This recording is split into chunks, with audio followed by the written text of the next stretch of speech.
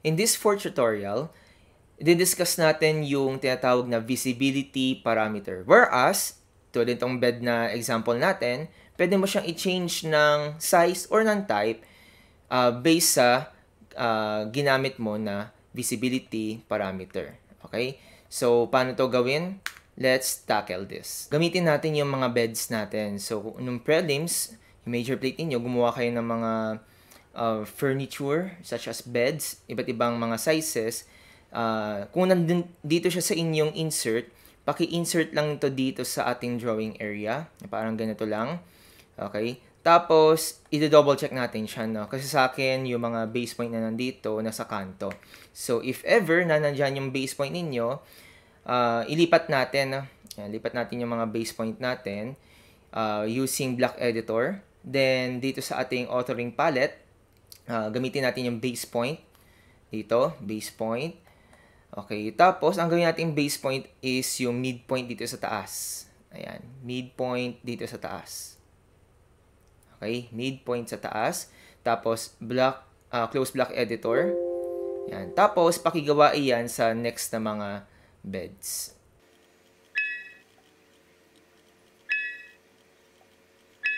Okay, so pag nalagay na natin yung mga base points natin, no, dito sa midpoint at the top of your bed, ganitong gagawin natin.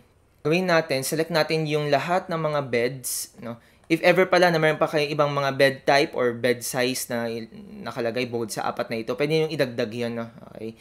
So, select natin lahat ng bed types na meron kayo. Then, gawin natin siyang block, B for block. Then, the base point is, okay na to, XYZ is 0. Objects is convert to block, behavior scale uniformly, allow exploding.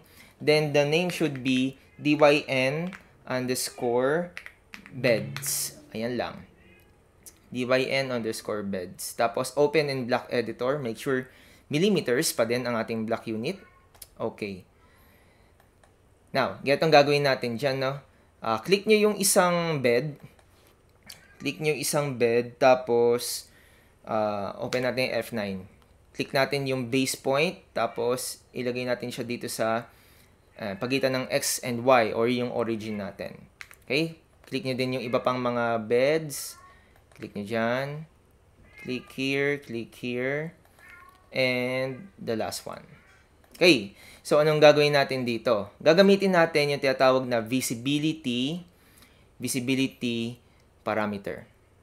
Okay, so paano ba gumagana yan? So sundan nyo yung gagawin natin. Click natin yung visibility parameter. Then, off na natin yung F9, yung snap.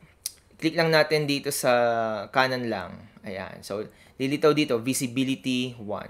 So, click natin yung visibility 1 in your properties palette. Palitan natin siya ng name. Let's make it bed sizes. Ayan. Bed sizes. Enter. Okay.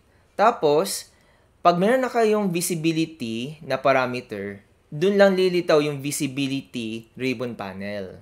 Ayan. Tapos may nakalagay dito, visibility state 0. Ganito gagawin natin dyan. Click nyo muna yung visibility states. Left click natin. Tapos, itong state 0, palitan natin siya ng name. So, rename natin to. Let's make it king size. King size. Okay. Tapos, new ulit. Leave visibility of existing objects unchanged. Gawin naman natin tong queen size. Yan. Tapos, gawa din kayo, another pa din, iba pang mga pangalan. Double size or full size kung yun ang ginamit yung term. Then, ang last sa akin ay twin size. Tapos, okay. Unahin ko muna yung king size, no? So, gawin ko tong set current. Okay. Sasali ko yung king size, yung pinakamalaki. Ito yung nasa likod. One click. Tapos, dito, pipiliin ko yung make visible. Make visible. Ayan. Tapos, yung ibang mga beds na mas maliit sa kanya, gagawin ko siyang invisible naman. Make invisible. Ayan. Okay. So, naging invisible sila kasi default sa kanya ay king size. So, dapat lilitaw lang dito ay king size. Now, if ever gusto nyo makita yung mga naging invisible na mga blocks or objects, pwede nyo itoggle ito, yung visibility mode. So, pag kinlik natin to, yan, lilitaw in grayscale na mga lines yung mga in-invisible natin.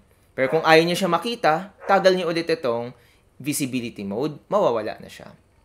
Okay, so that's for king size. Lipat natin to, gawin naman natin siyang queen size. Ayan, sa queen size naman, ang matitira lang dapat ay yung queen size. So, yung king, yung double, saka yung twin size, gagawin natin siyang invisible. Ayan, so queen size lang dapat ito. Okay? Next, gawin din natin yan sa double size. So, yung king and queen, tapos yung twin, invisible ko siya. Then, sa baba naman, pinakadulo, twin size lang ang matitira.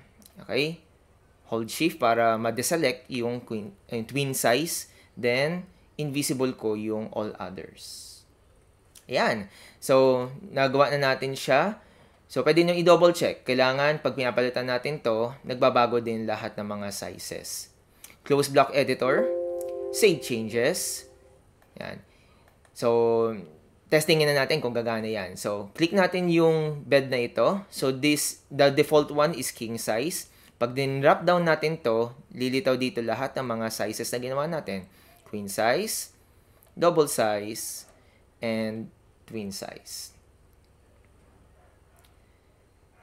So, paki-apply din ito sa iba pang mga furniture and fixtures na applicable siya. Actually, pwede din itong gamitin sa doors. Pero gagawa tayo ng separate na tutorial for doors naman.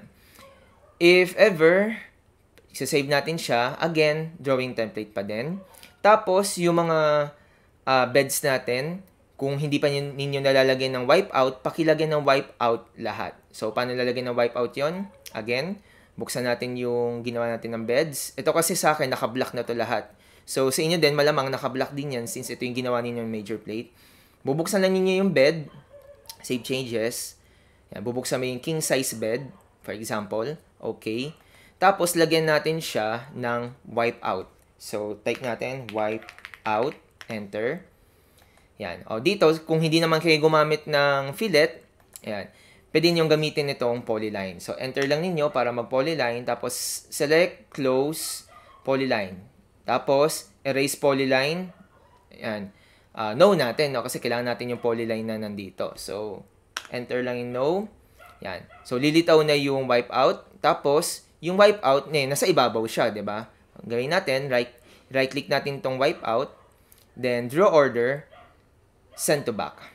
Ayan. So, mapupunta siya sa likod ng ating bed. Close block editor lang, save changes. Yan. Dapat, magbabago na yan kapag nilagay natin siya dito sa king size. Ayan. So, meron na siyang blackout dito sa likod. So, kahit magkaroon tayo dito ng, for example, lagay ako ng floor. Kunya, ito yung floor natin. Naglagay ako ng hatches. For example, hatch natin is itong brick. Ayan. So, pag maglagay ako ng brick dito, ayan, hindi niya matatakpan yung bed natin. Okay? So, pakigawa yung ganitong visibility parameter and don't forget na maglagay ng wipeout.